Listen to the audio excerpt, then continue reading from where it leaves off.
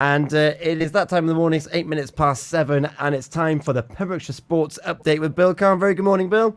Good morning, Tom. How are you? Very exciting weekend ahead. Sport looks good. The weather seems set fair. So lots going on. Cricket-wise, incredibly so.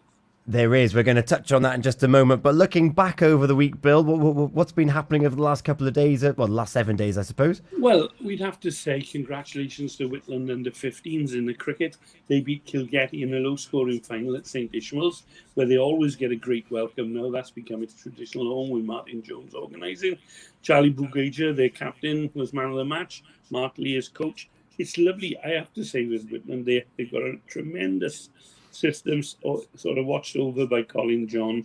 And their junior cricket is a credit to them and an example to others. So well done to them. Well done also to Burton. They won Division 4 by a mile last week.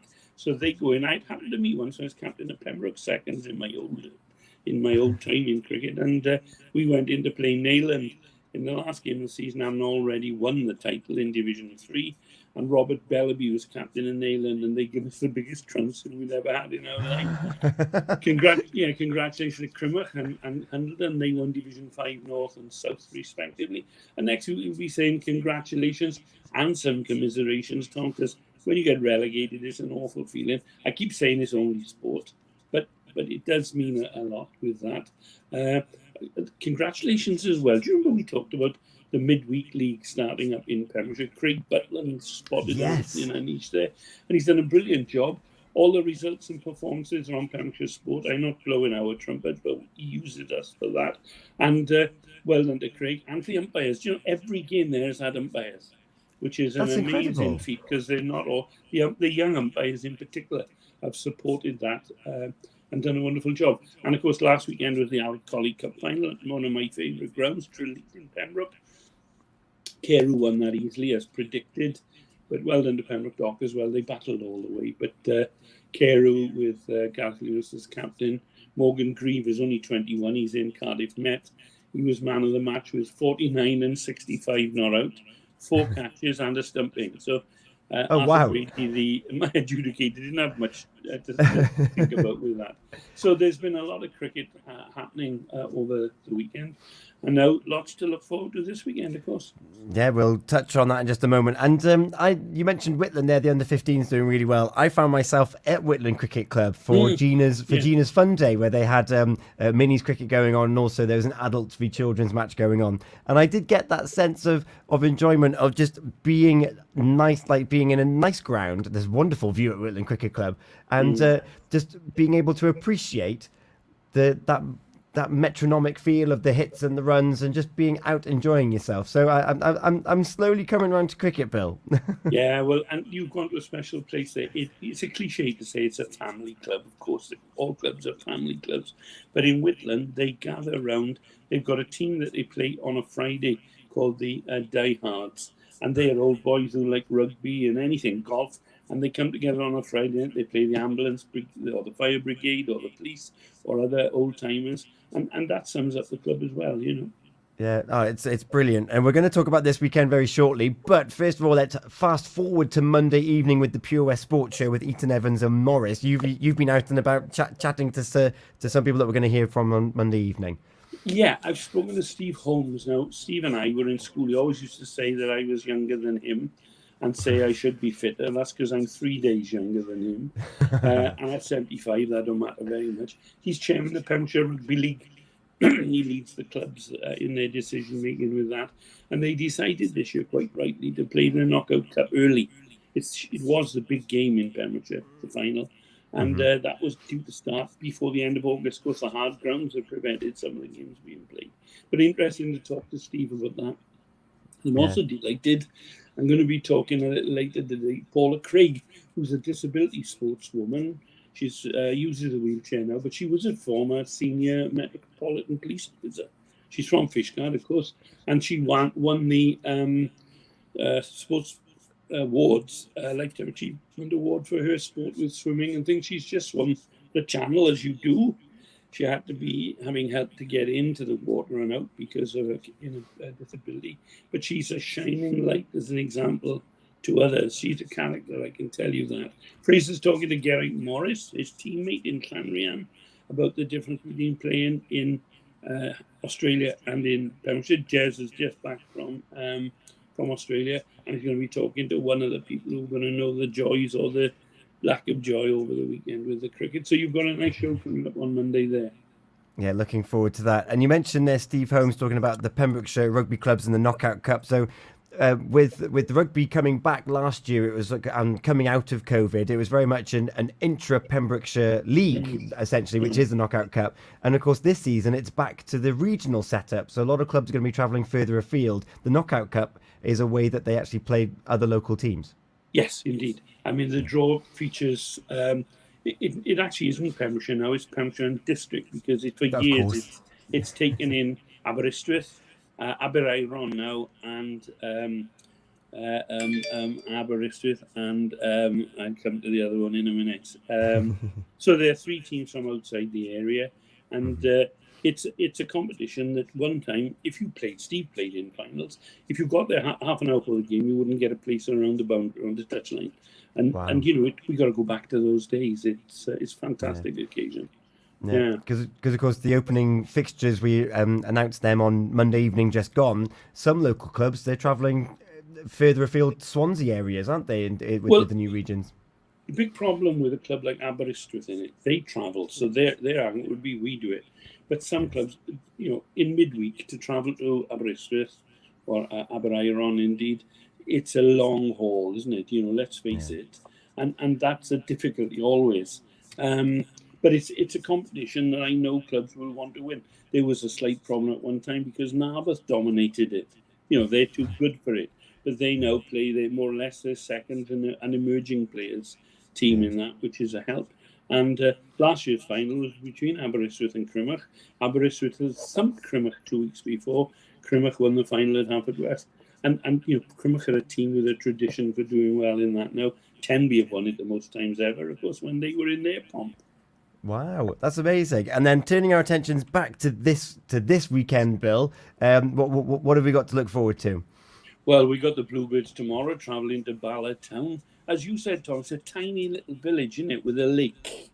Yeah. And they've been in the European Cups competitions for 8 of the last 9 years. And they were second last season. They've got big sponsors. That helps, doesn't it? Unfortunately, these days, that's what counts a lot. It's Haverfordwest's second game. They won 1-0 at home. We saw that last week against Carne. Bala slumped to a 2-0 defeat at Pennebont, who are being tipped as one to watch this year. But Bala will be smarting from that defeat. So Haverfordwest County will go up there having to be at their best. Make no bones about that. It's not a good place to go and look. They play at a place. Do you know where they play? Oh, Bala? Yeah. I don't know. It's a little ground called Maes Tegid, and it's lovely. And they play in white shirts and black shorts. Here's a chance for you to redeem yourself. What a Bala nickname then? I do know this one. They're called the Lakesiders. That's right, they do. They play and say in black and white. They're managed by Colin Caton, who's quite a big, burly fella, but he's very nice. And he's actually managed them for over 700 matches in 2 stints. Now, that takes a bit of doing, doesn't it? And they've got, I think, one of the most talented goal scorers in the league in Chris Venables. And James Davis plays up front alongside him. And they've got a midfielder called Lasana Mendes.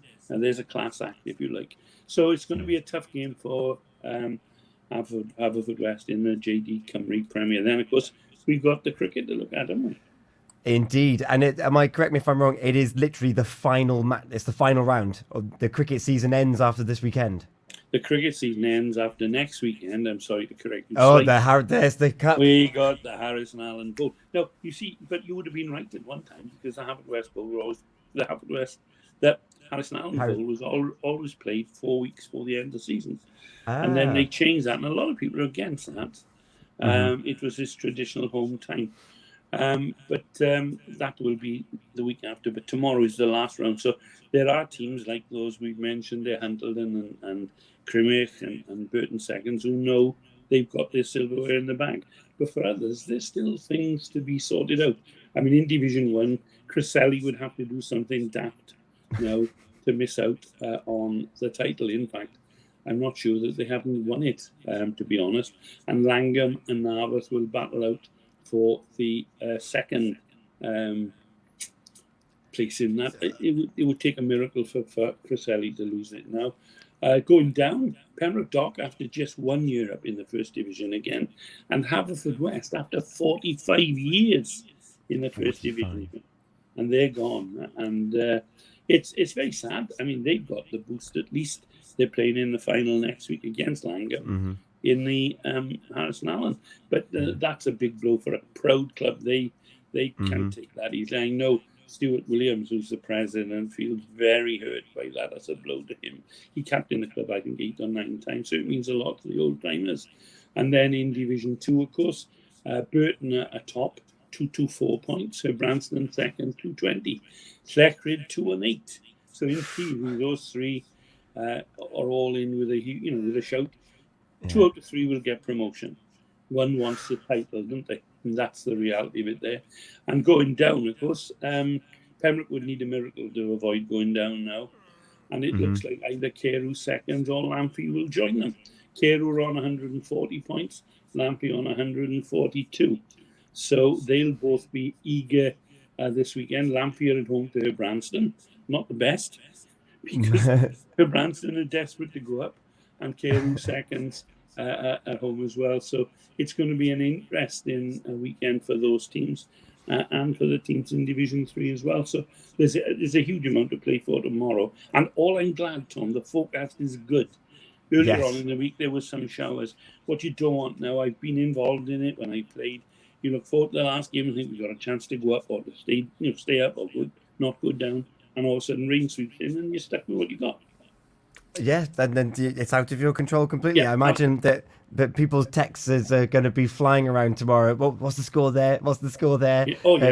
Just to find out what those permutations are and who's going to end up winning. And you mentioned then Narberth are vying for second with Langham, who are already second. They've had a tremendous second half of the season. They were mid-table and they've just creeped up slowly to that second point, and they're in the final next week as well. Well done. If you look at Narberth, they have a relatively young side. People like Louis Davis and Lewis Hoff, they're very, very talented young cricketers, still in their teens.